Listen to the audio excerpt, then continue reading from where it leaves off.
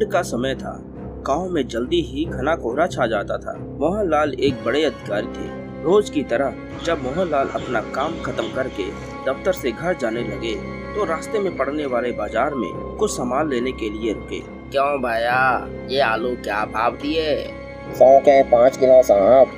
और ये टमाटर का क्या भाव है?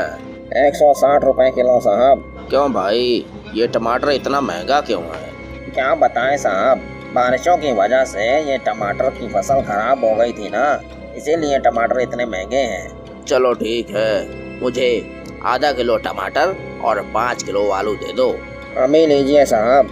सब्जी वाला मोहनलाल को सब्जी देता है और मोहनलाल सब्जी लेकर घर की तरफ चल पड़ते हैं। जब मोहनलाल ने घड़ी देखी तब उन्हें पता चला कि आज तो घर जाने में बहुत देर हो जाएगी। अंधेरा ज्यादा होने की वजह से मोहनलाल को कोई ऑटो नहीं मिला।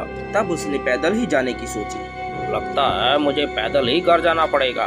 क्यों ना आज मैं जंगल से होकर गुजरने वाले छोटे रास्ते से होकर जाऊं, क्योंकि एक तो वो रास्ता छोटा है और दूसरा मैं घर जल्दी पहुंच जाऊंगा। इतना सोचकर मोहनलाल पैदल ही चल पड़ता है। जब जंगल के रास्ते में काफी दूर तक वह चला जाता है तभी उसे एक औरत दिखाई देती है जो बहुत जोर से रो रही थी। मोहनलाल को लगा कि वह किसी मजदूर की पत्नी है जो कि रास्ता भटक गई है। रास्ता सुनसान था, इसलिए मोहनलाल ने सोचा कि इस महिला की मदद की जाए। उस औरत के पास जाकर मोहनलाल ने पूछा, आप यहाँ अकेले क्या कर रही हैं? औरत ने कोई जवाब नहीं दिया और जोर जोर से रोने लगी। ऐसा लग रहा था जैसे सारा जंगल उसकी आवाज से गूंज रहा हो। मोहनलाल ने एक बार फिर उससे पूछा, आपने जवाब नहीं दिया। आपका घर कहाँ है और इतनी रात को आप इस जंगल में क्या कर रही हैं? औरत ने कोई जवाब नहीं दिया और वैसी की वैसी रोती रही। मोहनलाल ने कहा, तुम मेरे साथ मेरे घर चलो और सुबह मैं तुम्हें तुम्हारे घर छोड़ दूंगा। वह औरत मोहन के साथ चलने के लिए तैयार हो गई और उसके पीछे पीछे चलने लगी। उस औरत ने गांव के रीति रिवाज के हिसाब से अपना सिर बड़े से घूंघट से ढक रखा, जिसकी वजह से उसका चेहरा छुपा हुआ था। मोहनलाल जैसे ही अपने घर पहुंचे, सभी भागकर इकट्ठा हो गए और देर से आने का कारण पूछने लगे। मोहन बेटे, तुम्हें इतनी देर कैसे हो गई? कुछ नहीं पिताजी, आज बाजार से सब्जी वगैरह खरीदने में मुझे देर हो गई और अंधेरा होने की वजह से मुझे कोई साधन भी नहीं मिला था, इसलिए मुझे जंगल से होकर आने वाले छोटे रास्ते से आना पड़ा। अरे बेटा, ये तुम्हारे साथ औरत कौन है? अरे मैं तो इसके बारे में बताना ही भूल गया माँ। मुझे ये जंगल के रास्ते में मिली थी और अकेले थी तो शायद यह रास्ता भूल गई होगी, इसीलिए वहाँ अकेली खड़ी रो रही थी बेचारी। तो मैंने सोचा कि इसे अपने घर ले आता हूँ और सुबह दिन निकलेगा तो ये अपने घर चली जाएगी। अरे यो लड़की, ये तूने अपना चेहरा क्यों छुपा रखा है? जरा अपना चेहरा तो दिखा। नहीं माँ जी, मैं आपको अपना चेहरा नहीं दिखा सकती, क्योंकि मेरे ससुर ने मुझे हमेशा यही सिखाया है कि बुजुर्गों के सामने हमेशा सर ढक कर रखना चाहिए। चल ठीक है, तो तेरे ससुर ने तो तुझे अच्छी बात सिखाई है, पर ये बता, तू खाना बना लेती है?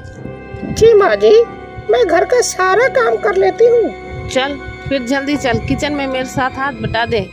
वह औरत किचन में चली गई और खाना बनाने लगी, लेकिन इधर माँ को चिंता होने लगी। हे भगवान, मैंने इसे किचन में तो भेज दिया, पर ये कहीं मेरे घर का सामान चोरी करके ना ले जाए। मुझे तो लगता है ये कोई चोर है।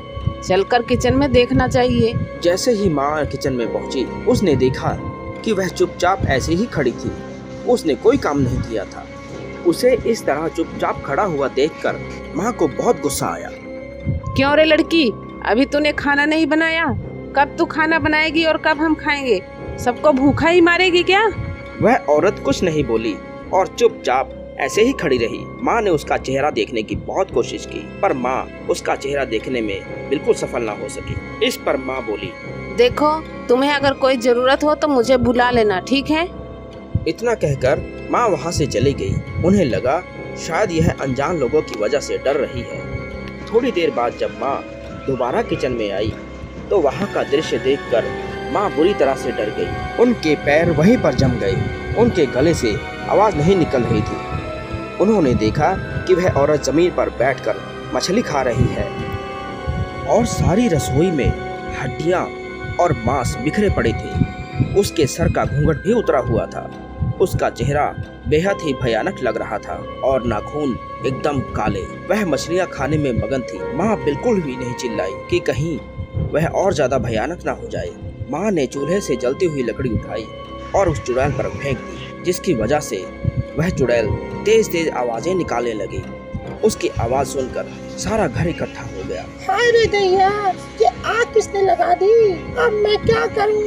मुझे लगता है मुझे यहाँ से भागना ही पड़ेगा। घर के सभी लोगों को देखकर चुड़ैल डरते हुए घर से बाहर भागी। उसकी चीख इतनी तेज थी कि घर के बाहर लोगों की भीड़ इकट्ठा हो गई थी। लोगों की भीड़ को देखकर चुड़ैल जंगल की तरफ भागी। सभी लोग माँ की हिम्मत की तारीफ कर रहे थे।